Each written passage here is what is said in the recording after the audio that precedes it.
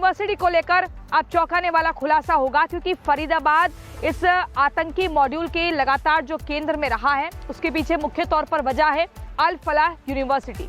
अब आप सोचिए, अल फलाह यूनिवर्सिटी, जहां पर इस नाम को सुनकर आप सोच रहे होंगे कि यहां पर तो पढ़ने के लिए जाते हैं छात्र, कुछ बनने के लिए जाते हैं, कोई डिग्री हासिल करेगा, कोई आगे कुछ और अपना जो आगे फर्दर स्टडीज है उसको करेगा, लेकिन यहाँ कुछ और ही पर्दे के पीछे चल रहा था। इसलिए एटीएस की टीम पहुंची, जांच एजेंसियां पहुंची, बारीकी से कड़ियों को जोड़ा जा रहा है और बहुत ही सन कर देने वाले, चौंकाने वाले खुलासे हो रहे हैं। ये पता चल रहा है कि अल फलाह यूनिवर्सिटी में जो छात्र पढ़ने के लिए जा रहे थे बस्ता उठाकर, उस बस्ते में ये तैयारी हो रही थी कि वहां उस यूनिवर्सिटी के केमिकल से कैसे विस्फोटक बनाया जाए और फिर धमाके किए जाए, जो लाल किले में हुए 10 नवंबर की शाम को। और ये भी आपको बता दूं, ये सब कुछ दिल्ली के लाल किले की पार्किंग में जो धमाका हुआ उसके लिए नहीं हो रहा था। 17-18 साल पहले से ही यहाँ पर आतंक का पाठ पढ़ाया और पढ़ा जा रहा है। जो अलग अलग धमाके हुए हैं देश भर में, उन सभी धमाकों में अल फलाह यूनिवर्सिटी के छात्रों का इन्वॉल्वमेंट है। ये छात्र हैं जो आतंकी गतिविधियों को अंजाम देने की लगातार कोशिश भी कर रहे थे और किया भी है। इसीलिए इसी यूनिवर्सिटी के फाउंडर पर भी अब एटीएस का शिकंजा कस चुका है और उन छात्र आतंकियों को भी पकड़ा जा रहा है, उनको गिरफ्तार किया जा रहा है, पूरा हिसाब बराबर किया जा रहा है और सवाल जवाब किए जा रहे हैं, ताकि पता चल सके कि इस मॉड्यूल में और कौन कौन शरीक है, कौन कौन जुड़ा हुआ है, किस किस पेशे से है, अगली तैयारी क्या थी, अगली तैयारी में कहां पर एक बड़ा धमाका होना था। लेकिन इस यूनिवर्सिटी ने ये बता दिया है कि अल फलाह में, फरीदाबाद में पढ़ाई के नाम पर कुछ नहीं हो रहा था, बस यहाँ पर आतंकी गतिविधियों को कैसे अंजाम देना है इसकी तैयारी चल रही थी, पूरी रूपरेखा तैयार हो रही थी। आप देखिए रिपोर्ट।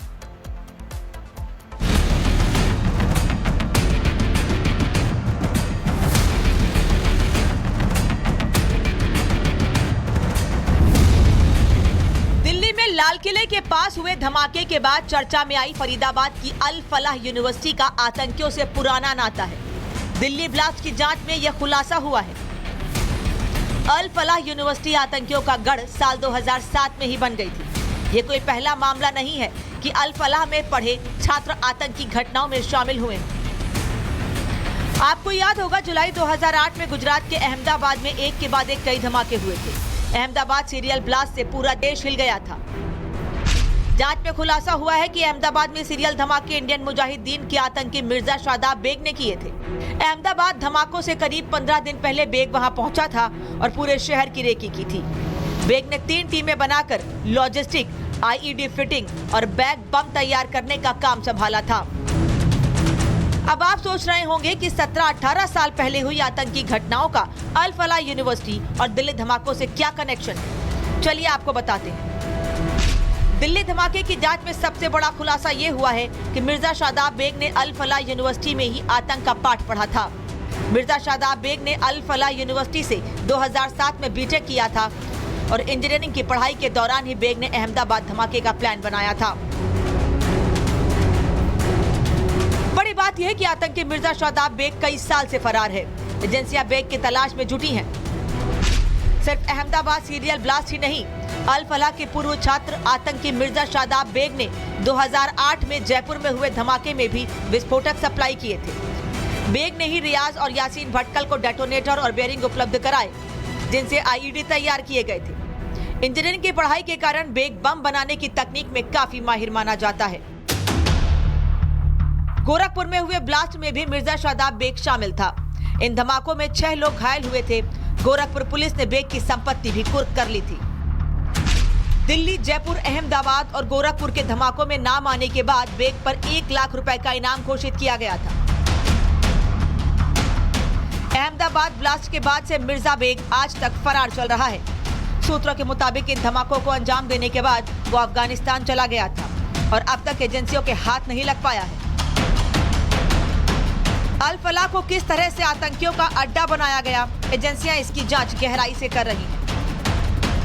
इस बीच अल फलाह के फाउंडर जावेद सिद्दीकी की एक सीक्रेट पार्किंग को लेकर भी खुलासा हुआ है। दावा है दिल्ली के कालिंदी कुंज थाने से महज 300 मीटर की दूरी पर 5 बीघा जमीन में जावेद ने सीक्रेट पार्किंग बना रखी थी। पेंट कब हुआ? ये जो मैं काले रंग का दरवाजा देख रहा हूँ, ये कब पेंट हुआ? ये सर अभी 4-5 रोज पहले किसी ने सोशल मीडिया पे एक जो है वीडियो बना के डाली थी और उस टाइम ये पेंट नहीं था, इस पे लिखा हुआ था तरबिया एजुकेशन फाउंडेशन। उन्होंने अपनी वीडियो लोकल बना करके सोशल मीडिया पे डाली, उसके बाद वो वायरल हुई है, तो उसके ये 2 दिन बाद ये फटाफट आनंद फानन में ये पेंट इन्होंने इस पे कर दिया। पहले लाल दरवाजा था जो हमें अंदर से हाँ जी प्राइमर हो रहा था। तरबिया एजुकेशन फाउंडेशन क्या है, किसकी फाउंडेशन है? तरबिया एजुकेशन फाउंडेशन के ऑनर हैं जावेद अहमद सिद्दीकी और अल फलाह यूनिवर्सिटी भी इन्हों की चेयरमैन उसके भी ये है और इसके भी ये है। अल फलाह यूनिवर्सिटी के फाउंडर जावेद पर लगातार शिकंजा कसता जा रहा है। मध्य प्रदेश के महू में उसके घर को भी अवैध घोषित कर दिया गया है। जल्द ही जावेद की अवैध संपत्ति को बुलडोजर से मिट्टी में मिलाया जा सकता है। दूसरी तरफ आतंकी डॉक्टर मुजम्मिल, आदिल, शाहीन और मौलवी इरफान को आज पटियाला हाउस कोर्ट में पेश किया गया था, जहां से कोर्ट ने तीनों आतंकियों को 10 दिन के एनआईए रिमांड पर भेज दिया है। Bureau report, republic Bharat. Al Falah university को लेकर अब चौंकाने वाला खुलासा होगा, क्योंकि फरीदाबाद इस आतंकी मॉड्यूल के लगातार जो केंद्र में रहा है, उसके पीछे मुख्य तौर पर वजह है अल फलाह यूनिवर्सिटी। अब आप सोचिए, अल फलाह यूनिवर्सिटी, जहां पर इस नाम को सुनकर आप सोच रहे होंगे कि यहाँ पर तो पढ़ने के लिए जाते हैं छात्र, कुछ बनने के लिए जाते हैं, कोई डिग्री हासिल करेगा, कोई आगे कुछ और अपना जो आगे फर्दर स्टडीज है उसको करेगा, लेकिन यहाँ कुछ और ही पर्दे के पीछे चल रहा था। इसीलिए एटीएस की टीम पहुंची, जांच एजेंसियां पहुंची, बारीकी से कड़ियों को जोड़ा जा रहा है और बहुत ही सन कर देने वाले, चौंकाने वाले खुलासे हो रहे हैं। ये पता चल रहा है कि अल फलाह यूनिवर्सिटी में जो छात्र पढ़ने के लिए जा रहे थे बस्ता उठाकर, उस बस्ते में ये तैयारी हो रही थी कि वहां उस यूनिवर्सिटी के केमिकल से कैसे विस्फोटक बनाया जाए और फिर धमाके किए जाए, जो लाल किले में हुए 10 नवंबर की शाम को। और ये भी आपको बता दूं, ये सब कुछ दिल्ली के लाल किले की पार्किंग में जो धमाका हुआ उसके लिए नहीं हो रहा था। 17-18 साल पहले से ही यहाँ पर आतंक का पाठ पढ़ाया और पढ़ा जा रहा है। जो अलग अलग धमाके हुए हैं देश भर में, उन सभी धमाकों में अल फलाह यूनिवर्सिटी के छात्रों का इन्वॉल्वमेंट है। ये छात्र हैं जो आतंकी गतिविधियों को अंजाम देने की लगातार कोशिश भी कर रहे थे और किया भी है। इसीलिए इसी यूनिवर्सिटी के फाउंडर पर भी अब एटीएस का शिकंजा कस चुका है और उन छात्र आतंकियों को भी पकड़ा जा रहा है, उनको गिरफ्तार किया जा रहा है, पूरा हिसाब बराबर किया जा रहा है और सवाल जवाब किए जा रहे हैं, ताकि पता चल सके कि इस मॉड्यूल में और कौन कौन शरीक है, कौन कौन जुड़ा हुआ है, किस किस पेशे से है, अगली तैयारी क्या थी, अगली तैयारी में कहां पर एक बड़ा धमाका होना था। लेकिन इस यूनिवर्सिटी ने ये बता दिया है कि अल फलाह में, फरीदाबाद में पढ़ाई के नाम पर कुछ नहीं हो रहा था, बस यहाँ पर आतंकी गतिविधियों को कैसे अंजाम देना है इसकी तैयारी चल रही थी, पूरी रूपरेखा तैयार हो रही थी। आप देखिए रिपोर्ट।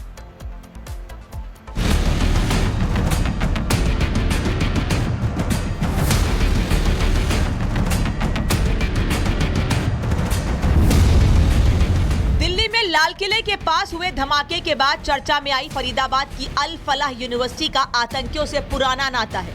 दिल्ली ब्लास्ट की जांच में यह खुलासा हुआ है। अल फलाह यूनिवर्सिटी आतंकियों का गढ़ साल 2007 में ही बन गई थी। ये कोई पहला मामला नहीं है कि अल फलाह में पढ़े छात्र आतंकी घटनाओं में शामिल हुए हैं। आपको याद होगा, जुलाई 2008 में गुजरात के अहमदाबाद में एक के बाद एक कई धमाके हुए थे। अहमदाबाद सीरियल ब्लास्ट से पूरा देश हिल गया था।